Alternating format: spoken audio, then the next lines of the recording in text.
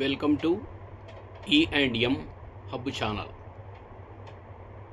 ఈరోజు గణితానికి సంబంధించిన కొన్ని చారిత్రక అంశాలు, అదేవిధంగా గణితం యొక్క ప్రాముఖ్యతను గురించి తెలుసుకుందాం. అది తెలుసుకోబోయే ముందు మరొకసారి మీ అందరినీ కోరడమేమనగా నా యొక్క E&M హబ్ ఛానల్ను సబ్స్క్రైబ్ చేసుకోవాల్సిందిగా కోరుచున్నాను. ఈ మూడు లోకాల్లో కదిలేది కదలనిది ఏదైనా గణితము లేనిదే లేదు అని మహా వీరాచార్యుడు గారు చెప్పారు. ఒక సమాజంలో మేధాపరమైన సంపత్తి, దాన్ని కొలవడానికి, దాన్ని తెలుసుకోవడానికి గణితాన్ని ఒక కొలబద్దగా తీసుకోవడం అనేది జరుగుతుంది. అనాది కాలం నుండి మానవ నాగరికత అభివృద్ధి మరియు గణితాభివృద్ధి ఒకదానికొకటి అనుగుణంగా వస్తూనే ఉన్నాయి. గణితం అనేది ఒక మానవ సంబంధమైన క్రియ. అందువల్ల దీని పెరుగుదల, అభివృద్ధికి, అది చెందడానికి ఎత్తులు, పల్లాలు, విజయాలు, అపజయాలతో నిండి ఉండడం అనేది సహజం.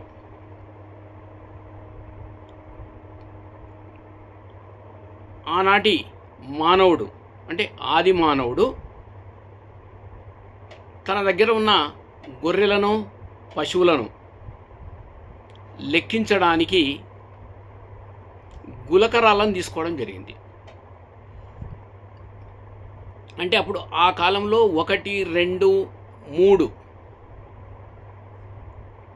అనేది తెలియని కాలంలో ఈ గులకరాలను ఒక గులకరాయికి ఒక పశువు లేదా ఒక గొర్రె,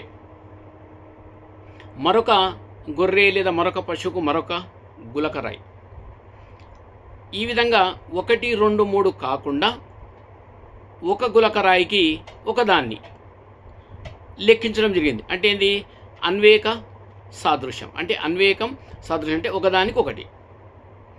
ఈ విధంగా తీసుకొని ఆది మానవుడు తన వద్ద ఉన్నటువంటి వాటిని లెక్కించేవాడు. ఒకవేళ అధిక సంఖ్యలో ఏమైనా గొర్రెలు కానీ పశువులు కానీ ఉన్నట్లయితే అప్పుడు కొన్ని సమూహాలుగా విభజించుకొని చేసేవాడు. అదేవిధంగా ఈ మానవ నాగరికత అనేది చాలా ప్రాచీనమైనటువంటి నాగరికతలు ఉన్నాయి. అయినా అనేకమైనటువంటి ప్రాచీన నాగరికతల్లో కూడా ముఖ్యమైనటువంటి కొన్ని Sumerian, Babylonian, Egypt, Greek, Hindu నాగరికతలలో కొంతవరకు గణితం యొక్క అభివృద్ధి అనేది కావడం జరిగింది. చాలామంది విద్యార్థులు కావచ్చు, ఇంకెవరైనా కావచ్చు, గతంలో ఉన్న అనుభవం కూడా కావచ్చు, చాలామంది ఏంటంటే గణితం అంటే ఒక ఫోబియా, ఒక భయం అనేది సాధారణంగా పిల్లల లోపల వస్తూ ఉంటుంది. కానీ మనము దాన్ని ఏమాత్రము భయపడకుండా, ఎందుకంటే పెద్ద పెద్ద వాళ్ళే, పెద్ద పెద్ద గణిత శాస్త్రవేత్తలు కూడా తప్పులు చేసిన సందర్భాలు ఉన్నాయి. అంటే కాబట్టి మనము అనుభవంతో నేర్చుకుంటాం. కాబట్టి ఈ గణితం అనేది, దీనిలో ఉన్న ఫోబియాను ముందు మనం పోగొట్టుకొని చదువులో ముందుకెళ్ళడం ఒకటి. మన స్టడీస్ పూర్తయిన తర్వాత కూడా ప్రతి వ్యక్తికి, అంటే ఎవరైతే ఉద్యోగం కొరకు వెళ్తూ ఉన్నారో ప్రతి పోటీ పరీక్షల్లో కూడా గణితానికి సంబంధించిన అంశాలు తప్పనిసరిగా అందులో ఉంటాయి. అంటే దానికి సంబంధించిన ప్రశ్నలు అనేవి రావడం జరుగుతుంది.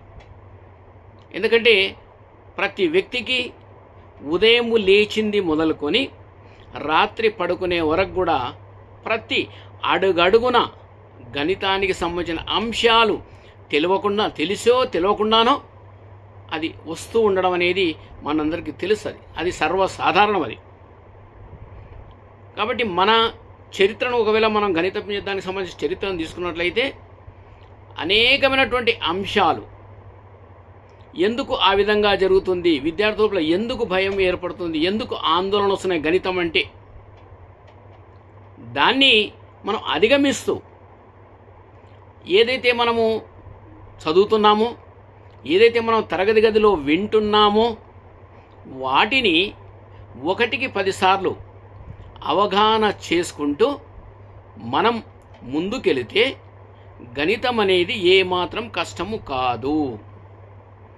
కాబట్టి ప్రతి వ్యక్తి ఏ వృత్తిలో సెటిల్ అయినప్పటికీ కూడా ప్రతి వ్యక్తికి అవసరం అనేది గణితం. అది ఏదో ఒక రూపంలో తప్పనిసరిగా మాత్రం అవసరం.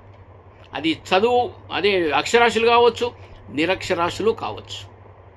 ప్రతి వ్యక్తి కూడా తనకు తెలియకుండానే ఇది గణితం అనేది మాత్రం తప్పనిసరిగా రావడం అనేది అది సర్వసాధారణం, అది అరుదుగా అది వస్తూనే ఉంటుంది. సో కాబట్టి దాన్ని మనం ఎట్లా అధిగమించాలి, ఎట్లా గణితంలో ముందుకెళ్ళాలి, ఆ ఫోబియాను ఏ విధంగా పోగొట్టుకోవాలి, ఏమి నేర్చుకుంటే గణితంలో ముందుకెళ్తాం, ఇలాంటి వాటిని మరి విద్యార్థులంతా కూడా భయపడకుండా తెలుసుకొని గణితాన్ని సులువుగా చాలా చక్కగా దాన్ని స్వీకరిస్తూ ఉన్న ఏవైతే ఇబ్బందులు ఉన్నాయో దాన్ని పారద్రోలడానికి ప్రయత్నం చేస్తూ గణితం చక్కగా నేర్చుకున్నట్లయితే ఎప్పటికీ మర్చిపోలేము. ప్రతి దాంట్లో కూడా మనకు విజయం అనేది రావడం ఖాయం.